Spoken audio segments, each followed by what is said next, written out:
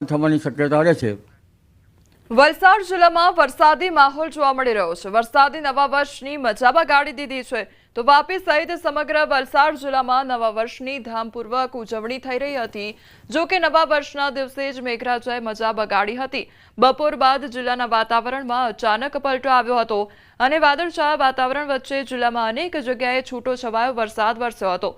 સાંજના સમયે વલસાડ ઉમરગામ અને ભીલાડ સહિતના વિસ્તારમાં વરસાદ વરસ્યો હતો તો લોકો નવા વર્ષની ઉજવણીમાં મસ્ત હતા। એ વખતે જ અચાનક ચોમાસા જેવો માહોલ સર્જાયો હતો। આથી લોકોનો તહેવારની મજા બગડી હતી અને હવામાન વિભાગે પણ જિલ્લામાં વરસાદની આગાહી કરી હતી।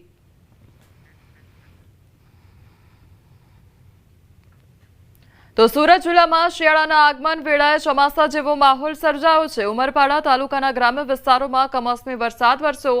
ઉમરપાડાના કેવડી, ઉમરગોટ, વાડી સહિતના વિસ્તારોમાં વરસાદ ખાબક્યો। કમોસમી વરસાદને લઈને ખેડૂતો ચિંતામાં મુકાયા તો હવામાન ખાતા દ્વારા હજુ પણ કમોસમી વરસાદ થશે તેવી આગાહી કરવામાં આવી છે। ભરૂચના હાંસોડ તાલુકામાં નવા વર્ષે કમોસમી વરસાદ વરસ્યો છે। જૂના, ઓભા સહિતના અનેક ગામોમાં કમોસમી વરસાદ વરસ્યો। કમોસમી વરસાદ વરસતા ખેડૂતોને ભારે નુકસાન વેઠવું પડ્યું છે। અચાનક પડેલા આ વરસાદથી ખેડૂતોએ રસ્તા પર સૂકવેલ ડાંગર પલળી ગઈ તો પાછલા દિવસોના વરસાદના કારણે ખેતરો પૂરતા સુકાયા ન હોવાથી ખેડૂતોએ ડાંગર રસ્તા પર સૂકવવા માટે મૂકી હતી, પરંતુ અચાનક પડેલા વરસાદથી તે ડાંગર પલળી, જેના કારણે ખેડૂતોમાં ચિંતાનું મોજું ફરી વળ્યું હતું। તો વરસાદ શરૂ થતાં જ ખેડૂતો પોતાના પાકને બચાવવા દોડધામમાં લાગી ગયા હતા। ખેડૂતોએ જણાવ્યું હતું કે પાછોતરા વરસાદ બાદ હવામાન ખુલ્લું રહે તેમ લાગતું હતું, પરંતુ અચાનક પડેલા કમોસમી વરસાદે આખી મહેનત પર પાણી ફેરવી દીધું છે। તમિલનાડુ અને પુડુચેરીમાં ભારે વરસાદથી જનજીવન પ્રભાવિત થયું છે। સતત વરસી રહેલા વરસાદને કારણે જળાશયોમાં પૂરની સ્થિતિ સર્જાઈ છે તો ચેન્નઈમાં ધોધમાર વરસાદના કારણે ઠેર ઠેર વૃક્ષો ધરાશાયી થયા છે। છેલ્લા 24 કલાકથી સતત પડી રહેલા ભારે વરસાદને કારણે રાજ્યના અનેક શહેરોમાં પરિસ્થિતિ વધુ વણસી ગઈ છે। હવામાન વિભાગની આગાહી પ્રમાણે હજુ પણ જિલ્લામાં ધોધમાર વરસાદ વરસવાની શક્યતા। તો વરસાદને કારણે મેટુર ડેમ ભયજનક સપાટી પર વહી રહ્યો છે, જેના કારણે કાવેરી નદીમાં 35,000 ક્યુસેક પાણી છોડાયું। તો સુરક્ષાના ભાગરૂપે સેલમ અને ઈરોડ જિલ્લાઓને જોડતી પુલમપટ્ટી ફેરી સેવા તાત્કાલિક બંધ કરાઈ છે। તો ભારે વરસાદને કારણે શાળાઓ અને કોલેજોમાં પણ રજા જાહેર કરવામાં આવી હતી।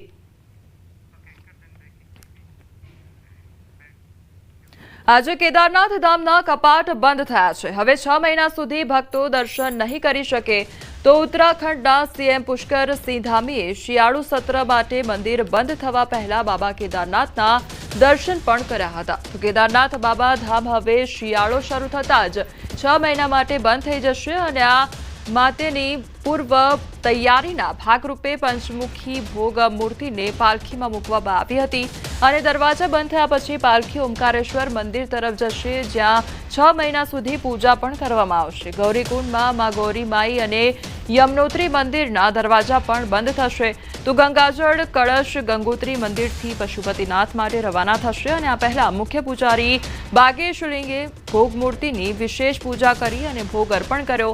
તો ભગવાનની પાલખી મંદિર પરિસરમાં પહોંચતાની સાથે જ વાતાવરણ ભક્તોના મંત્રોચ્ચારથી ભરાઈ ગયું અને ભક્તોએ પાલખીના દર્શન કરીને આશીર્વાદ લીધા। તો મંદિરની પરિક્રમા કર્યા પછી પાલખીને સભા મંડપમાં મૂકવામાં આવી હતી।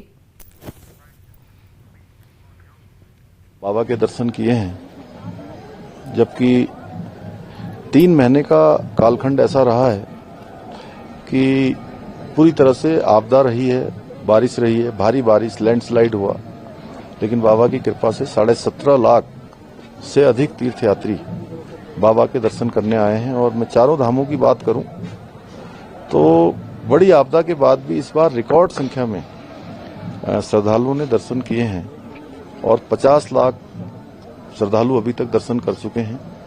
अभी भगवान बद्री विशाल की यात्रा लगभग 1 माह तक आगे चलेगी और हमारा प्रयास होगा कि ये यात्रा भी भगवान बद्री विशाल की कृपा से, बाबा केदार की कृपा से अच्छे प्रकार से संपन्न हो।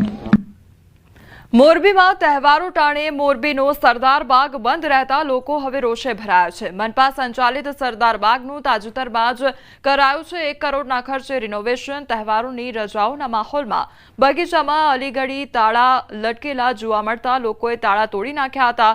તાળા તોડી લોકો પોતાના બાળકોને લઈને બગીચામાં પ્રવેશ્યા હતા. તો સમગ્ર બનાવનો વિડીયો પણ અત્યારે હાલ વાયરલ થઈ રહ્યો છે.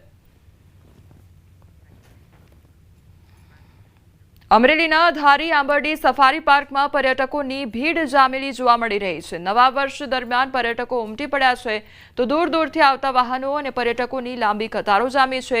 સિંહ દર્શન અને કુદરતી નજારાનો આનંદ ઉઠાવવા પર્યટકો ઉમટ્યા છે. તો હજુ 15 દિવસ સુધી પર્યટકોની ખાસી ભીડ રહેશે.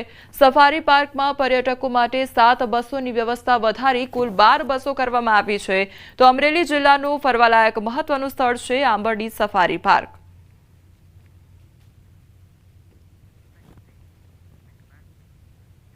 નૂતન વર્ષ નિમિત્તે ગુરુ હરિશાસ્ત્રીજી મહારાજના જન્મસ્થાન આણંદના મહેડાવ ગામે આવેલ BAPS સ્વામિનારાયણ મંદિરમાં ભવ્ય અન્નકૂટ મહોત્સવ ઉજવાયો.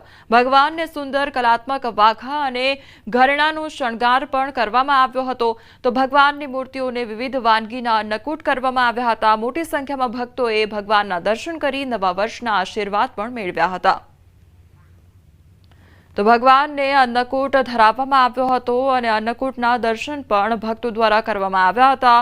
મોટી સંખ્યામાં ભક્તોની ભીડ જે છે તે જોવા મળી હતી. BAPS મંદિરના દ્રશ્યો સામે આવ્યા છે કે જ્યાં ભગવાનને ભવ્ય અન્નકૂટ ધરાવવામાં આવ્યો હતો અને દૂર દૂરથી ભક્તો દર્શન કરવા માટે આવ્યા હતા.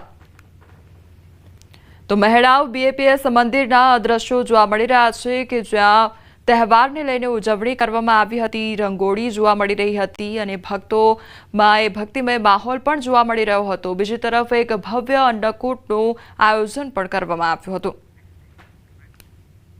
અમદાવાદના ભાડજ ખાતે આવેલા હરિકૃષ્ણ મંદિરમાં દીપાવલી પર્વની ભવ્ય ઉજવણી થઈ હતી અને ગોવર્ધન પૂજા સાથે અન્નકૂટનું આયોજન પણ કરવામાં આવ્યું હતું.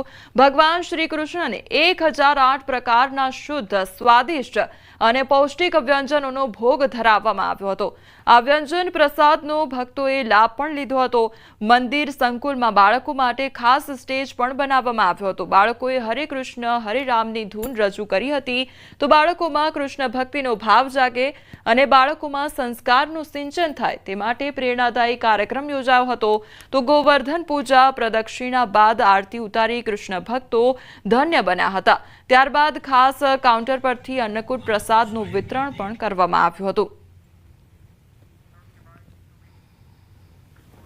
ભગવાન કૃષ્ણે ઇન્દ્રના પ્રકોપને શમન કરવા માટે વૃંદાવનના વ્રજવાસીઓના રક્ષણ હેઠળ એક નાનકડી આંગળી ઉપર ગોવર્ધન પર્વતને ઉપાડીને બધા વ્રજવાસીઓની રક્ષા કરી છે.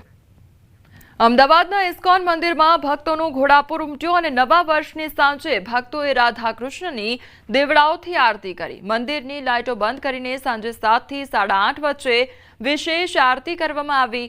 નવા વર્ષે ઇસ્કોન મંદિરમાં દેવડાથી આરતી કરવાની પરંપરા જોવા મળતી હોય છે. તો નવા વર્ષની આ ઉજવણી જે દેવડાની આરતીથી કરવામાં આવી હતી અને એક આખું મંદિર જે છે તે દેવડાઓના પ્રકાશથી ઝળહળતું નજરે પડ્યું હતું. મોટો ઉત્સવ છે એકચ્યુઅલી ગુજરાતી લોકો માટે, ખાસ કરીને કારણ કે આજે આપણું ગુજરાતી નવું વર્ષ બી છે અને સાથે સાથે આજે ભગવાને જે ગોવર્ધન લીલાની જે પાસ ટાઈમ છે એમને કરી હતી લીલા, જે આપણે જે ભગવાને 7 વર્ષની ઉંમરે આખું ગોવર્ધન પર્વત 7 દિવસ સુધી ઉઠાવીને રાખ્યો હતો. સો એને અનુરૂપમાં લઈને અમે લોકો મંદિરની અંદર આપ જોઈ શકો છો મારી પાછળ જે છે હજારોની સંખ્યામાં ડિવોટીઝ જે દર્શનાર્થી, જેટલા બી દર્શનાર્થી આવશે, ભક્તો આવશે, તમામ દર્શનાર્થીઓ માટે અમે દીવા ઓફર કરવાની વ્યવસ્થા રાખી છે. જેટલા બી દર્શનાર્થી આવશે બધા ભગવાનના દીવા ઓફર કરીને સાથે સાથે આજે 12 કલાક સુધી કીર્તન જે છે ચાલુ